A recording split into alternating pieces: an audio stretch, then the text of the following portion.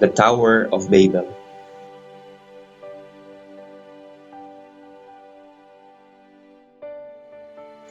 The whole world spoke the same language using the same words.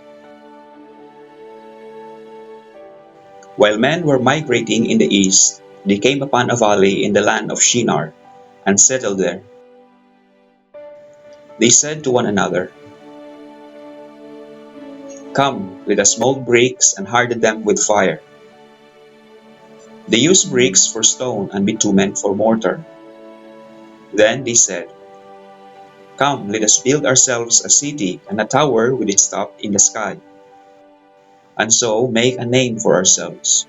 Otherwise we shall be scattered all over the earth."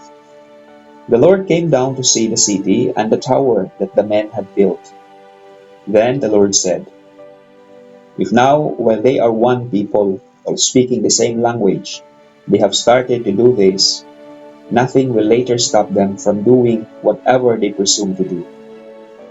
Let us then go down and there confuse their language, so that one will not understand what another says."